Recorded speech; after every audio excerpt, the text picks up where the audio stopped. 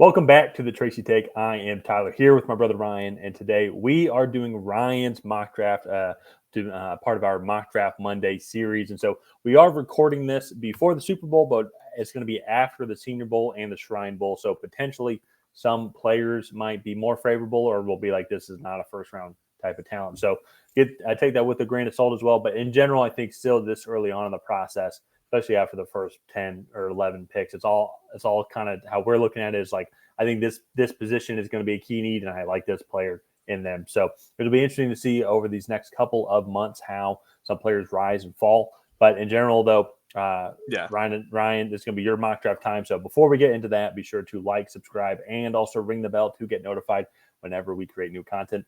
We are coming out with a 3-round mock draft series, which should be coming up as the time of this video. It should have already started, and then we'll have another 16 or so teams left to do. We're doing one for all 32 teams. So be sure to ring the bell and also go and subscribe, so then you can go and see when we do more individual mock drafts, but also team-specific mock drafts as well. So Ryan, if you want to pull up PFF here, that's what we end up using. So Ryan, I will say it's your mock draft. Take it away. All right. So if you haven't followed this channel already, been following our mock drafts, I go by a philosophy of there's 5 positions that really take priority in the first round. That's quarterback, wide receiver, offensive tackle, edge rusher, and corner. And so I definitely favor those positions a lot. There are a few other positions mixed in there as well. So to get started here, Chicago has the number 1 overall pick. Basically, you and I are operating under the impression that Justin Fields will be traded, and we'll talk a little bit about that here in a minute. But we're operating under the impression Justin Fields will be traded and that Caleb Williams will be taken here at the number 1 overall pick. I know that a lot of people want Justin Fields to stay and them to trade the number 1 overall pick. However, I just feel Justin Fields, when he plays well, is a top 10 quarterback. But even on this year, which has been his best year by a large margin, I still feel like most of the time he's an average pat throwing quarterback with plus athleticism. And so I still think definitely a starting caliber quarterback. If they do decide to go with Justin Fields for the long haul, I won't fault them a lot. I do think Caleb Williams just possesses top 5 quarterback potential in the NFL. And if you can tap into that and get him in the right offense with the right weapons, I think he could really have a fantastic career there in Chicago. So that, like, we're operating under that impression right now. And with that being said, I think another guy that I think is kind of a no-brainer here, Drake May to the Washington Commanders here at number 2. Caleb Williams is in a tier of his own. Drake May is also, I think, in a tier of his own, just from the rest of the quarterbacks in this class. They're the only quarterbacks in tier 1 and tier 2 that in my board right now. I really like some of the other guys, but these 2 guys as NFL prospects, I mean, you compare them to the last few years, I think they're comparable to the Trevor Lawrences, to the Joe Burrows, in those types of prospects. Drake May maybe more like the Justin Herbert, which still panned out really well in the draft. But you get my point there as how they rate as prospects. So Drake May. And to add on to that as well, we are recording this before any official announcement, but by all reports as of right now, Ben Johnson is going to be the head coach of the Washington Commanders. Yeah. By all reports as of right now. So by the time that this gets released, I will say that combination, I really do like that combination of what he has done with the Detroit Lions offense and with Jared Goff. I think Drake May would be coming into a system of success then with all the receiving capabilities. Oh, for sure. As well. Yeah, no, I agree. I really like what Washington has done so far, getting Adam Peters and then looking like bringing in Ben Johnson there.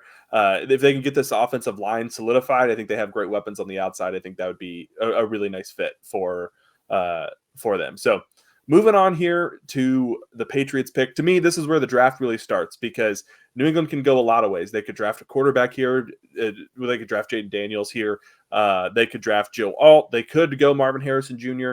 But I'm actually going to go with option 4. And I'm going to have them trade this pick. And I'm going to go down to the Chicago Bears here. So New England, they need a quarterback, offensive tackle, and a wide receiver really, really bad.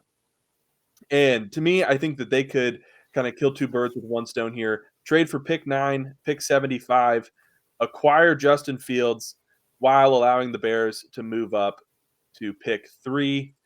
And to me, I think that would be very fair. So if we do this, Chicago's picking here at number 3. Obviously, I think Marvin Harrison Jr. is the clear selection here. If they are able to do this, that is the biggest win, in my opinion, for the Chicago Bears. You get the best prospect in this class by, I don't want to say a large margin, but one of the best, if not the best, wide receiving prospect we've ever seen in Marvin Harrison Jr. and Caleb Williams. I think is just a fantastic combination there. Then you're already pairing him with DJ Moore. This defense was playing at a really high level at the end of the year, and this offensive line was clicking as well. That would be a scary, scary team up there in Chicago. I don't know who they could get at 75 because they're going to have a big gap in their picks. So like their next picks would have been 75. So now I don't even know. I guess maybe 4th round. I think that is 100% worth it to not have a day 2 pick to get Caleb Williams and Marvin Harrison Jr. And then you clear up from Justin Fields. I think when you told me this right before we started recording this, I was like, that's a real likely possibility because that's what Houston did last year. They traded their first pick and then trade up from 12 to 3 with the Arizona Cardinals. Yeah, and so for me, it makes sense for the Patriots if they're not sold on Jaden Daniels, but maybe they go with the veteran QB route and go after Justin Fields and potentially make that move there. I really like that. So if I'm the Cardinals, I'm a little upset with that move. Also, if you're a Bears fan and you're upset on day 2 that you wouldn't have any picks, just go watch Marvin Harrison Jr. highlights for 3 hours and you'll be happy. Okay. So if I'm the Cardinals, though, I'm looking at Malik Neighbors with hard eyes because if it were not for Marvin Harrison Jr., he would also be one of the best wide receiver prospects I think we've seen in years. I think his talent and skill set gets slightly underrated here. So I'm going with Malik Neighbors here to the Arizona Cardinals. That's probably their biggest need, especially with Hollywood Brown being an unrestricted free agent and not knowing where he will end up next year, is that wide receiver spot. They did draft Paris Johnson last year, and they still have a pick later on that we can talk about in a little bit. Here, I have another trade back scenario in this mock draft. So Jaden Daniels is still on the board.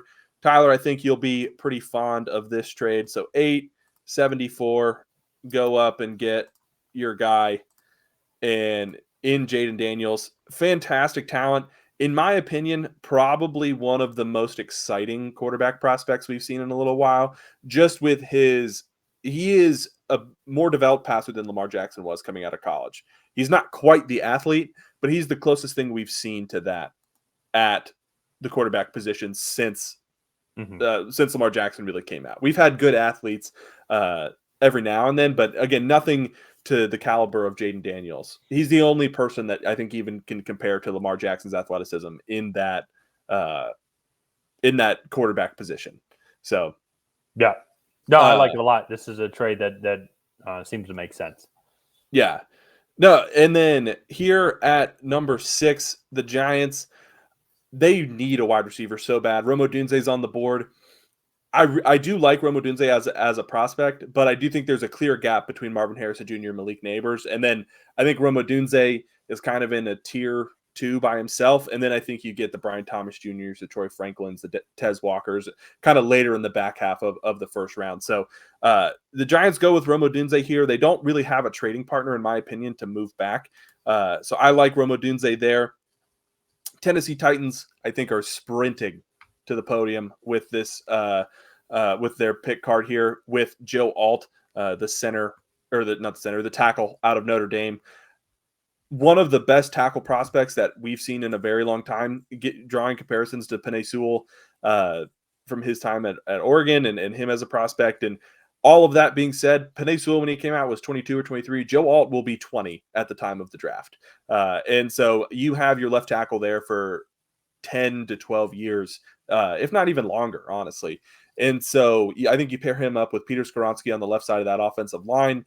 You get Will Levis, the protection that he really needs. You still have DeAndre Hopkins. You've invested in Treylon Burks, Kyle Phillips, and some other receivers that you hope potentially develop into serviceable wide receiver 2s and 3s. And I think that Tennessee offense really kind of starts to get clicking. So we're going to go with Joe Alt here. Next up is going to be the Chargers. And again, Brock Bowers is, to me, we saw Kyle Pitts go number 4 to the Falcons 3 drafts ago. And he was a great tight end prospect. And I think Brock Bowers is an even better tight end prospect than that. And to get him here at 8, I think is fantastic value. I think he would become Justin Herbert's new best friend. He's going to help a ton in run blocking. So I like that pick there. And again, here we are back with the Patriots. So if you trade back from 3 to 9, you are taking the risk that one of these top tackles is not going to be on the board. In this mock draft, Olu Fashanu is still there. You address that left tackle position. You get Justin Fields some competent protection on that left side. And again, I think he might have to work a little bit on his finish in the run game and kind of his motor in the run game. And boom, you have your franchise left tackle for the next 9-10 years, if not longer. So I really like that pick there also, especially as a Patriots fan. Here with the Jets, again, they kind of played themselves out of contention for one of those top 2 tackles. I would be very surprised if those top 2 tackles make it outside of the top 8 or 9 picks and one of them makes it down to 10. But Talise Fuaga, to me, is the best run blocker in this class. And he needs a little bit of work in pass protection, but I think you look at this Jets offensive line, Dwayne Brown, Mekhi Becton, both play left tackle.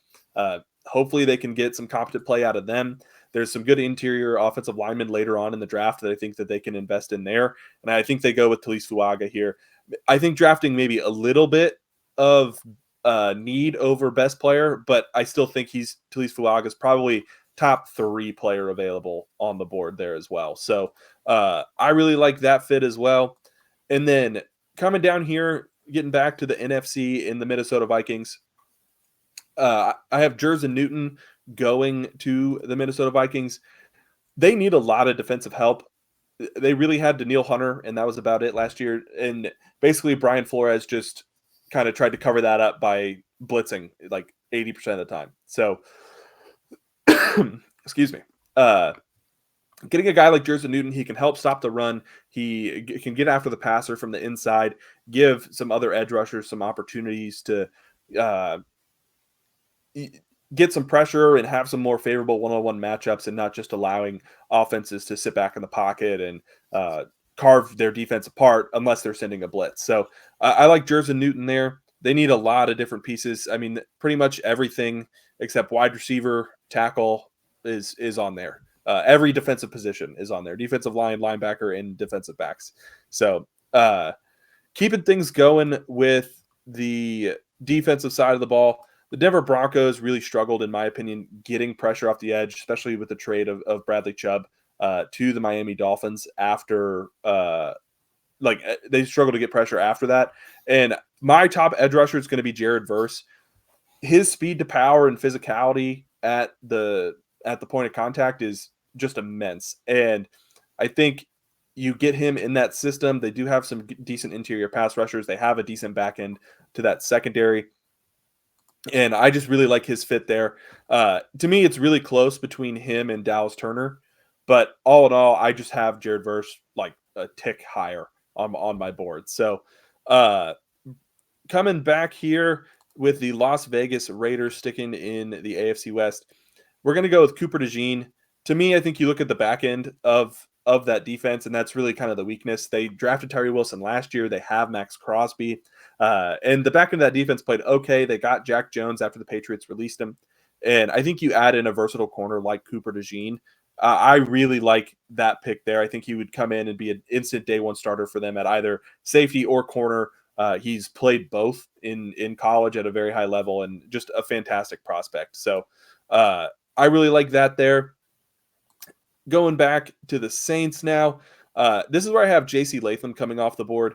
To me, this is where Broderick Jones was picked last year. J.C. Latham kind of, I think, is this very similar prospect, right? A little raw, very young athletic talent, and has good tape, has a few bad plays on tape, but again, just a really great talent. I think 3 or 4 of the Saints offensive linemen are hitting unrestricted free agency, and the Saints are in as much of cap hell as I think you can be in. So we're going to go with JC Latham, solidify that offensive line.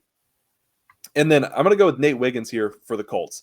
They invested a lot into their secondary last year with Darius Rush, Juju Brents out of Kansas State. And I think while those guys will develop and continue to get better, going out and just spending a premium asset on that position, I think instantly makes it better. And Nate Wiggins, to me, really athletic corner, played at a really high level at Clemson, and just a solid corner that they can plug and play against probably a lot of number 1 wide receivers in the league there. So last but not least for the first half of the draft, and then I'll throw it over to you to get your thoughts. I have Dallas Turner going here to the Seattle Seahawks. I think this is a fantastic fit. They invested in Draymond Jones and some other defensive tackles last year and in the years before. And they really just struggle to get pressure off the edge. They have a great cornerback duo in Devon Witherspoon and Reek Woolen. I think the last thing that they really need is that edge rusher that kind of just finish things off, I guess, in their defense. And yeah, we'll see what happens now that Pete Carroll's in the front office. But I really like that fit, and I think it'd be fantastic for them to go ahead and get a guy like that. So Tyler, I'm going to throw it over to you. Kind of, what are your thoughts so far on this draft? So far, I think it's just like a lot of the other ones that we've done, where it's all these different players are really good. It's just going to depend on how each team, I'd say, views them. Like, for example, Jersey Newton. Where is Jersey Newton going to fall? I will say, I think depending on who might be available, as in like if Olu Fashanu falls down to 13, it's like. But I bring out the Raiders. Like, for example, I don't think Jersey Newton's going to fall past the Raiders, especially now after doing my mock draft and thinking about it more. That came out last Monday, and I had Jersey Newton past the Raiders, and then I look at their free agency needs, and like they have some of their star defensive tackles, Bilal Nichols, and I think Jerry Tillery, John Jenkins are both in free agency, and they have a backup also hitting. But then it's like, imagine Jersey Newton with Max Crosby and then Malcolm Collins, and then Tyree Wilson as well. But then I say that, and also too, that's exactly why Minnesota would take him, though, is because he would provide that immediate interior defensive impact that they're looking for to hopefully help out the entire defense. So it's like, where is he going to fall? What are the New York Jets going to do with their pick with both Joe Alt and also Olu Fashanu falling that far? Are they going to value Talise Fuaga that much to take him in top 10, or maybe they trade back, or maybe like, hey, let's take a receiver here and Brian Thomas Jr., who is still on the board. So like, it's just going to be, how are these teams going to value each of these players? Because all these players, I really like all these players. The only pick, if you want to scroll up just a little bit more, I just want to make sure. Now, I agree with all those picks, and I really like the Chicago trading up. I like the aggressiveness. But the only pick, and this is maybe me being nitpicky because I like Dallas Turner. It's the last one that you did there. I almost feel like Leatu Latu might fit the system a little bit more, but that was under a Pete Carroll system. And so now with the new head coach regime coming in, how is that? What's going to be the overall philosophy and the identity of this defense? Is it going to change? Are they going to prefer more of a Dallas Turner? I feel like Leatu Latu is more of that traditional, like, down lineman edge rusher. While Dallas Turner, I think, could be like that standing, almost kind of Micah Parsons type outside linebacker type guy. I like both of those guys, but they're just different edge rushers. So it's like, how is Seattle going to view them? So that's what I think is going to be fascinating, because I mean, I think so far 16 amazing players have been taken so far, and to be honest, probably 16 day one starters. Honestly, and that's, I think, even through like last year, I remember going through, and it's like after pick 20, it was like 12 guys we're going to go after this, and it's like, this is a really good like developmental guy if you want to go in and like spend the time and really work on him. And I know like some of those guys were Zay Flowers and Jordan Addison that had big day one impacts, but Quentin Johnston was a big project, not a day one starter. I don't remember the rest kind of off the top of my head, but Jackson Smith and Jigba was but it's like this year, the difference between pick 12 and pick 32, like you could really see any of those guys go in that range. And honestly, even beyond pick 32, there's going to be a lot of guys in the second round that in last year's class would have been first round picks. So it's very interesting here. Let's get back to this draft though. Starting off with the Jacksonville Jaguars, where I don't think they're going to bring back Calvin Ridley. To me, the more I think about this pick, it just makes more and more sense. And you can see his name right here, Brian Thomas Jr. He's going to be that traditional outside wide receiver that I think Jacksonville and Trevor Lawrence would love.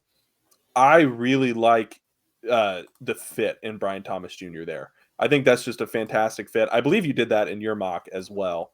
But the more and more I think about it, the Jaguars have an incentive not to bring back Calvin Ridley. And yeah, I really like that fit. Cincinnati Bengals here. So I'm trying to find them on my sheet.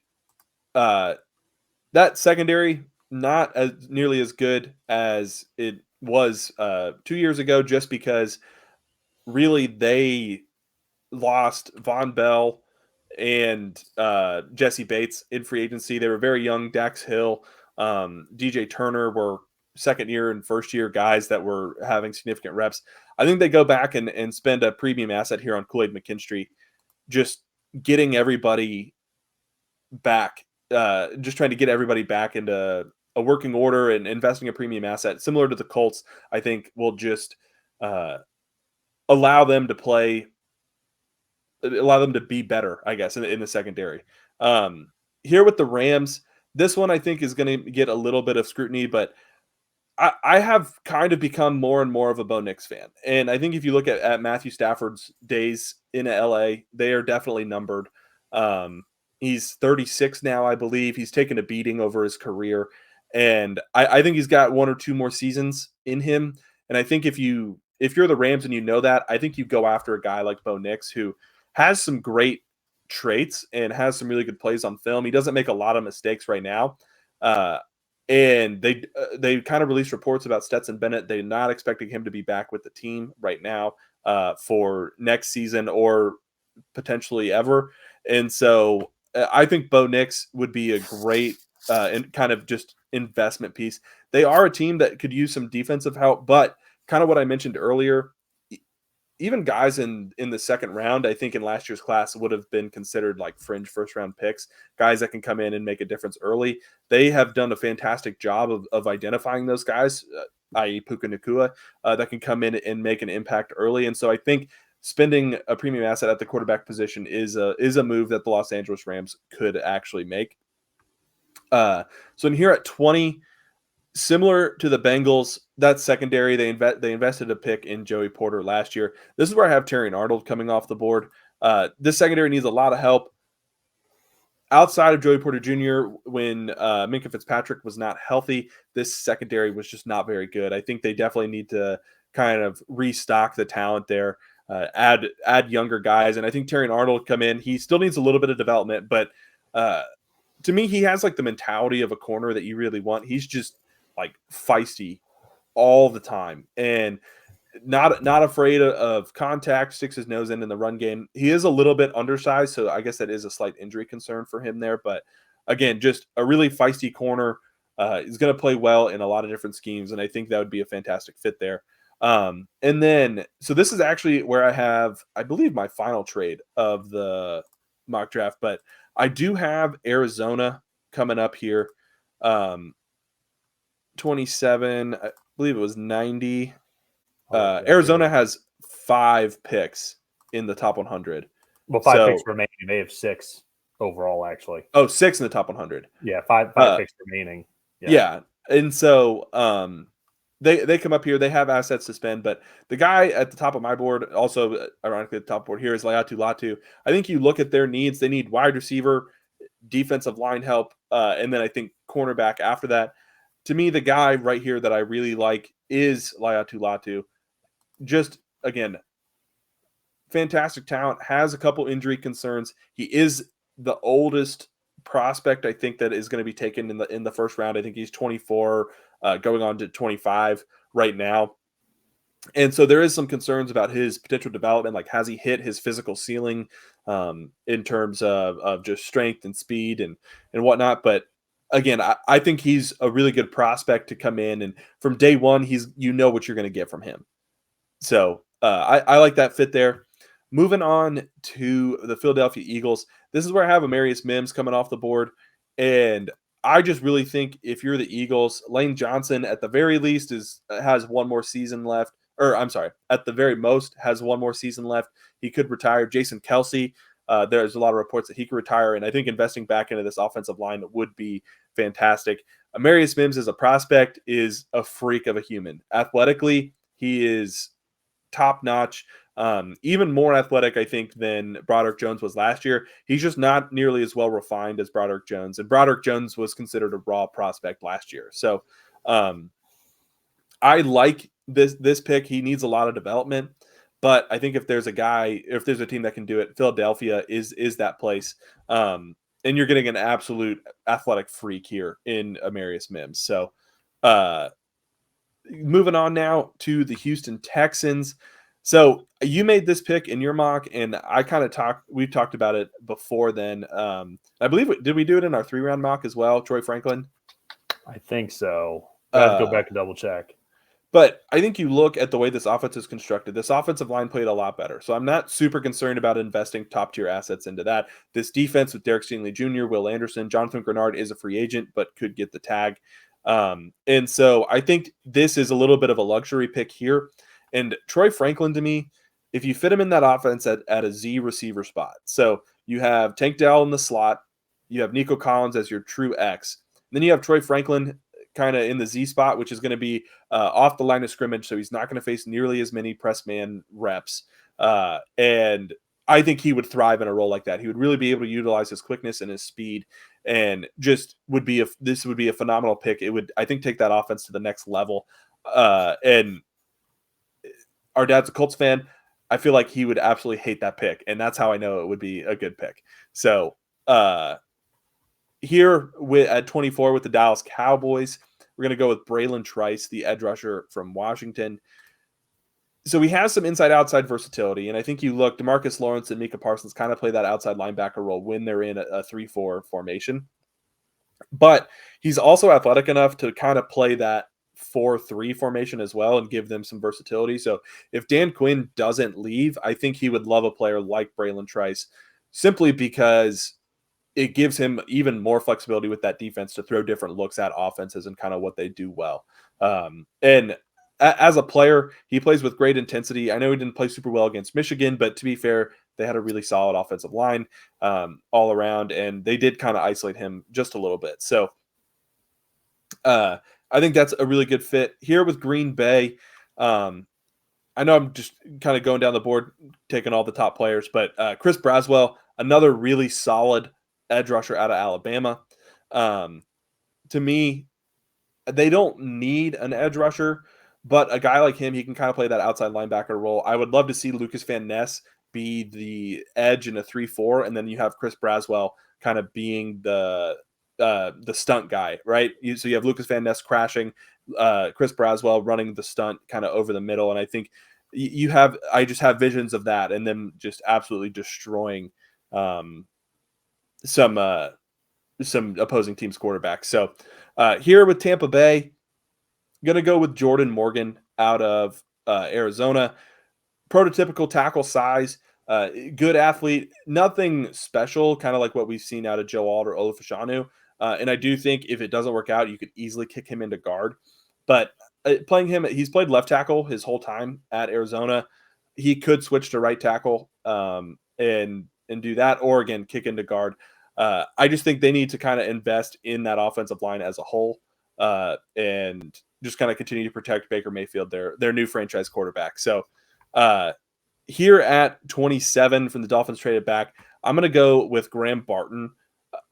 I do think he's more of a guard at the NFL level.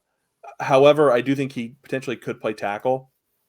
I like him as a prospect, and I think he's athletic enough to kind of play in that Miami Dolphins offense.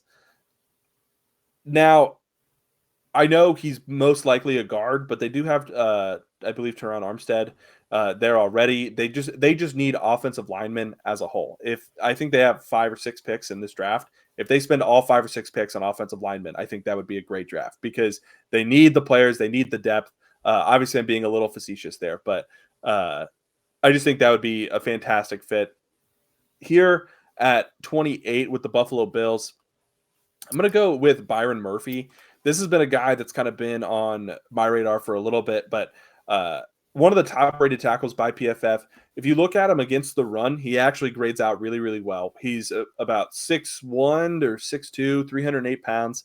But then to me, where he really shines is his ability to get after the passer. And I think if you have him next to Ed Oliver, that would be a fantastic kind of front two defensive tackles. And then you can get another edge rusher maybe a little bit later here in this draft. There is a pretty big drop off after the second round, but with that being said, Buffalo also has, I believe, 4 of their top 5 defensive tackles are hitting unrestricted free agency, and they're at about negative $37 million in cap. So it's going to be hard for them to bring all of those guys back. I would even go as far as saying it's going to be hard to bring most of those guys back. So speaking of edge rushers, the Detroit Lions, they have a really good one in Aiden Hutchinson, but one of the guys that's kind of come on my radar lately is going to be Jonah Ellis, the edge out of Utah. I think if you get him next or on the other side of Aiden Hutchinson, that defensive front would just be wreaking havoc. And one of the things too is this defense for the Detroit Lions this year was very injured on the back end side of the ball. Brian Branch was in and out of the lineup. CJ Gardner-Johnson was in and out of the lineup. Cameron Sutton, I believe, missed the whole season after like week 3. And no, he played in the playoff games. So he did. He was also in and out though as well. He was okay. Yeah. So again, they were very injured in that secondary, and I think if they get a good front 4 in front of those guys, that they would get to play even better in 2024. And I believe Jonah Ellis could be the guy. He's a very fast riser up a lot of draft boards, and I really like that fit. Here with the Baltimore Ravens, I'm going to go with where is he? Tez Walker out of North Carolina. I just think he's a little bit different than what they have. He's a traditional X receiver, but he has a lot of plus athleticism. He only played in 7 games, I believe, for 7 or 8 games for North Carolina. Had over 600 yards, was Drake May's favorite target, and really just kind of pops on tape. He does really well in man coverage. I like what they have going on there. And here at 31 with the Kansas City Chiefs, I'm going to go with another wide receiver. This one is a little bit controversial. Keon Coleman is a little bit polarizing. I really think that what he brings to the table, he doesn't drop the ball, first off, for Chiefs fans. Got to poke a little fun.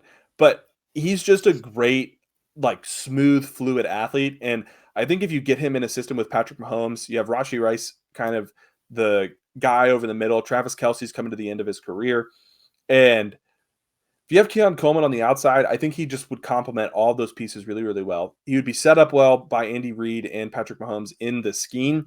And then also the fact that he is that plus athlete at that position, especially for his size, I think that would just be a really dynamic fit in Kansas City. So, and then last but not least, I'm going to go with Troy Fautanu here for the San Francisco 49ers. I really like him. He's most likely going to play at guard, but he could potentially develop into being a tackle at the next level. The inside of that offensive line is not nearly as good as the outside. I really think Troy Fautanu could play both guard and both tackle spots for the 49ers if they really needed him to. So that was my mock draft. Tyler, kind of what were your final thoughts? I know we went through the first 16 picks, but what are your overall thoughts?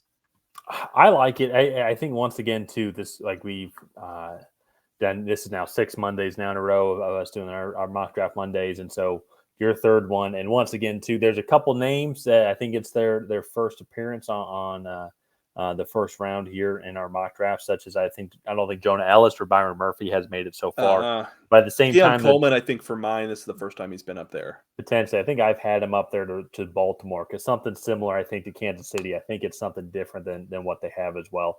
Also, too, I think Graham Barton might have made it as well. But once again, though, too, like if you scroll up a little bit up to, I would say like at the point of like Terry Arnold, Leatu Latu, Marius Mims, Troy Franklin, those guys to me are first round guys. I don't know if Bo Nix is going to be a first round guy. I'll get to that pick here in a second. But then everybody else behind them as well, it's like I can absolutely see Braylon Trice going in the first round, but I can see him going like 45th also. Yeah. Same thing with Chris Braswell. That's kind of where that range, late first round to mid-tier second round. Same thing then with Graham Barton and Jordan Morgan. I think there's a bunch of other guys. Tyler Guyton, Jackson Powers Johnson, he's a center, but also Patrick Paul as well. There's, of course, I'm sure there's a couple other tackles that I'm missing.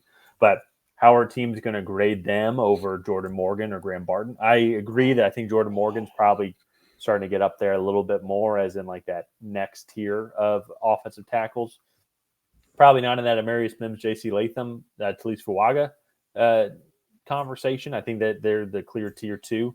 But Jordan Morgan, I think, has started to separate himself in my eyes. He's the top. Jordan Morgan, Graham Barton, and Troy Fatanu, in my eyes, are the top of tier 3 tackle.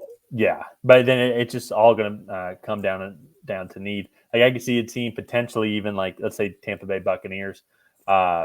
Who is their center? Ryan Nelson. How is his knee overall doing? Like, as he's getting up there in age, he's had some major knee injuries. Maybe they just want to go straight to finding his replacement, Jackson Powers Johnson. Or potentially Miami could have that same mentality of like, let's get a center here who can help kind of lead and control this offensive line, and build around him also. So it's going to be interesting to see the kind of philosophies that they have. That could be different. The only other pick, I get why you did it, and I mentioned it a second ago, Bo Nix. I can absolutely see Bo Nix being drafted by the Rams. I think they might trade up for him in the second round. Here, I look at it with how much help that defense needs. Terry Arnold is an immediate impact. Leatu Latu is an immediate impact. Shoot, honestly, even Braylon Trice and Chris Braswell, I think are guys that can come in that you can kind of build around or can help out Aaron Donald in a defensive front. So I think that's where they would probably go, I would say. But in general, though, I think a lot of the names are pretty consistent overall from our past couple of drafts. But it's fascinating to kind of go and see because I think you can make so many different arguments why LA would pass on Bo Nix but would take Terry Arnold or do exactly what you just did. Be like, let's get Bo Nix now because we don't know if we can trade up for him. We don't know if he'll be there in the second round. We don't want to get into a bidding war for a guy who's going to take a couple of years to develop, Yeah. So that's what's going to be fascinating just as this progress, as the offseason progresses, how certain players rise and fall. Yeah, no, I think it's going to be really interesting. And so we are recording this before the Shrine Bowl and Senior Bowl. The Shrine Bowl game and the Senior Bowl. The practices are going on right now. But I really do think Bo Nix will have a solid Senior Bowl. And I do think he will be in that like mid to late first round conversation. My only thing is I think right now you look at a lot of teams and the teams in the top 10 are going to want to invest in a quarterback. The only team that I think could really be a contender to take him like in the top half of the first round would be Denver. Just because I like the fit there with Sean Payton. They have the need at quarterback. And like they have the receivers, they invested in the offensive line last year in free agency. And so like that to me makes sense there with Denver. But then the next team to me that makes sense is the Rams is just kind of a developmental guy because they were hoping Stetson Bennett could be that. And his off the field issues have kind of carried him away from the team. So it's an interesting debate there. I also think Michael Penix Jr., I think NFL teams might have him rated a little bit higher than the second round. But again, we'll see because there's so much talent in this draft that is just like it's just a lot of players I think are going to come in and be day one starters for their team. So it's going to be fascinating too. I mean, there's so many guys that you met in that second half of the first round that I could absolutely see them potentially rising a little bit more, but also absolutely see them falling outside the first round. So yeah, it's sure. going to be fascinating these next couple months. I can't believe it's still I think 3 months away today as of this recording. Yeah. So let's go ahead and wrap it up here. If you guys have not already, please go ahead and like and subscribe. While you're down there, leave a comment on what you thought of this 2024 NFL mock draft. Did you love it? Did you hate it? What would you do differently? And on that, we'll see you guys next time.